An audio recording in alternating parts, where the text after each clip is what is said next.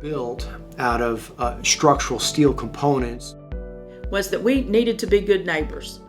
We're looking at what the future growth of Bastrop would be. And a corrosive environment has a limited lifespan. My name is Bob Lane with KSA. I'm the project manager for the City of Bastrop Wastewater Treatment Plant. It's a real pleasure to be here today to talk about the plant and its operation and some of the design criteria that we use to develop the project. Hi, I'm Linda Humble, City Manager for the City of Bastrop. There are really two reasons why we're building a new wastewater treatment plant. The first one's very simple. Our existing plant is antiquated and just about beyond its useful life. The second reason is it's important that we plan not only for today, but for tomorrow. Everybody enjoys a wastewater treatment plant, whether they even recognize it or not, because as citizens, we expect our toilets to flush today, tomorrow, next year, a decade from now, or many years from now. And our planning for this wastewater treatment plant will ensure that our regional wastewater treatment needs are taken care of, and we've done it in a very fiscally sustainable way.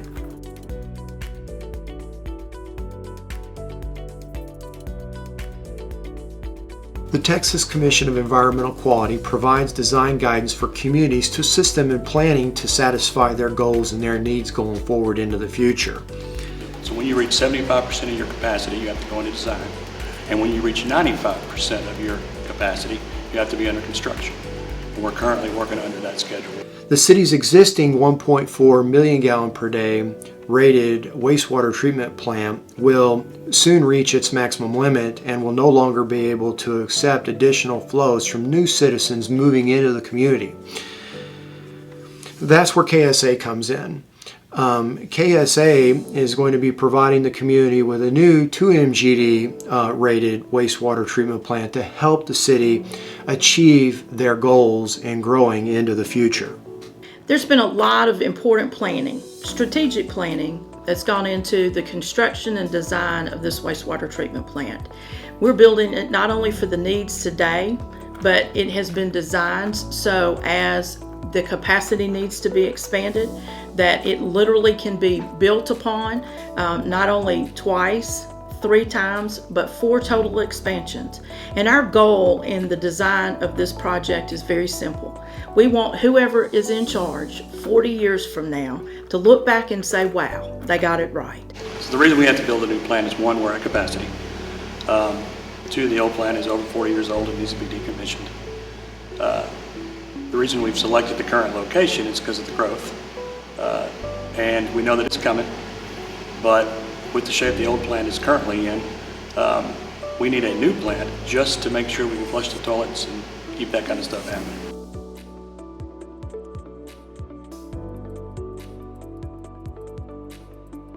One of the policy decisions that Council made relative to this regional wastewater treatment plant was that we needed to be good neighbors.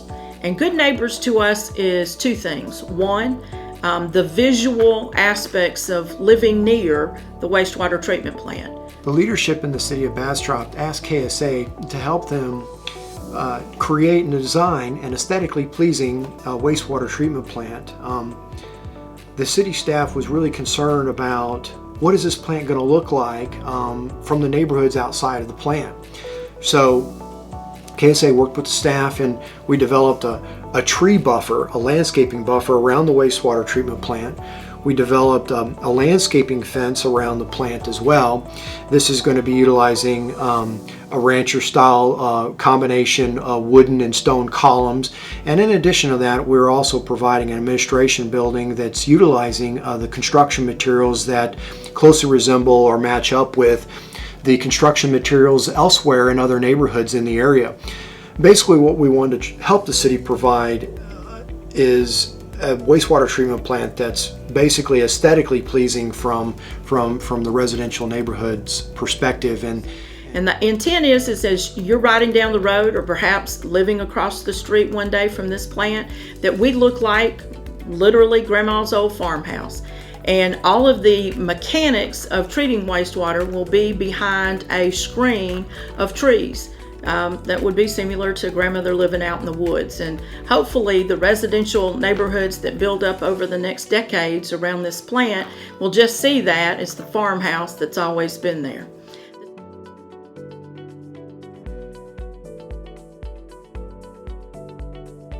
We understand that the wastewater treatment plants in the marketplace generate odors, and the City of Bastrop leadership recognize this as well. The leadership has asked KSA to look at how we can manage this odor. The second aspect of being a good neighbor is smell.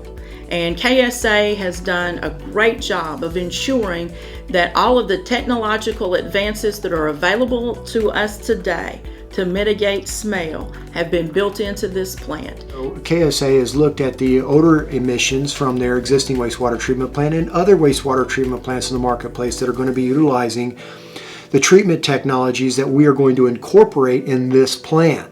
My name is Greg Darcy, and I'm an engineer with KSA, and I'm here today to talk about the hydrogen sulfide collection and measurement study that I performed in support of the odor control design. So our methodology for conducting the study was to find an installation that was similar to the installation that we plan to design for plant number 3, and that was plant number 2, which is for the City of Bastrop. And we took that as being most alike the plant that we're designing. And so we took an H2S instrument to that plant and we measured the H2S being emitted by several of the unit processes at that plant that will also be present at plant number 3. Also, to get additional data, went to the City of Pflugerville and measured H2S coming off of their aeration basins because their aeration basins are very similar to the ones that we intend to install at plant number 3. So the results that we found were that at the influent pump station we had a composite H2S concentration of 16 parts per million of hydrogen sulfide, where a part per million refers to 1 pound of hydrogen sulfide per 1 million pounds of air. And then subsequently at the screenings box we found a concentration of roughly 8 parts per million, and then at the aerobic digester we found 6 parts per million. The remaining processes had essentially 0 parts per million of H2S concentration measured by us. And this corresponds to what we observed in the field, which was that I was able to smell odors coming away from the influent pump station and the screenings box and the digester, but I smelled no aggressive odor coming from the aeration basin, the clarifier, or chlorine contact chamber. So the numeric results corresponded to field observations and indicated to us that the odors coming off of the aerobic aeration basin, clarifier, and chlorine contact basin were close to negligible or negligible. And in evaluating this data, KSA is recommending covers over major unit processes that generate odors in the plant itself.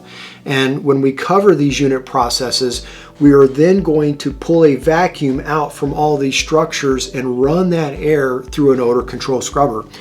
Odor control scrubbers use media to filter out and reduce the hydrogen sulfide emissions. It's important to know that wastewater treatment plants do smell from time to time, but based on the technology that's available for us today to mitigate that smell, we've incorporated all of those design features so that we can meet the council's charge to be that good neighbor.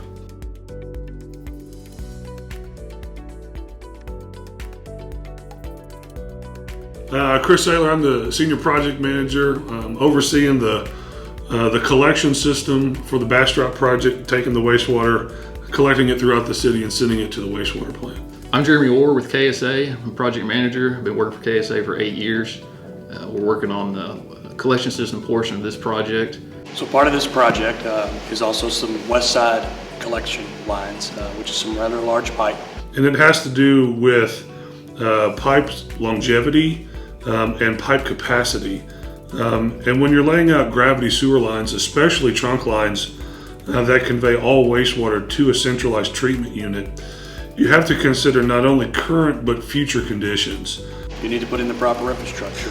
Currently the city has a lot of old infrastructure that needs to be replaced. This plant will be part of that, but the collection system will also be part of the whole project. And it allows us to, again, cost share with other members so that it doesn't all lay on the backs of the current customers? When we first started working on this project, the city wanted to consider laying out the collection lines in a way that would not prevent expansion in the future. They wanted to be laid out in such a way that facilitate development in this area that's experiencing a lot of growth. We considered what we needed to do in order to extend the lines as far north as possible. And a lot of times, especially when we're dealing with long-term and high-growth areas like Bastrop, we have to think to the future quite a bit. And laying a sewer line that has a very short-sighted future can be problematic, as you may run out of capacity soon. So what we're trying to do is we're trying to find that right balance of pipe diameter and pipe material that will allow the best use of funds while giving the longest practical life for the budget dollars. And this. In March of 2018, we had a work session with council to discuss the long-term needs of water and wastewater for the city of Bastrop. During that conversation, council issued a really important policy directive, and that was that we needed to evaluate the design, cost, and construction of our wastewater plant based on the life cycle of the asset.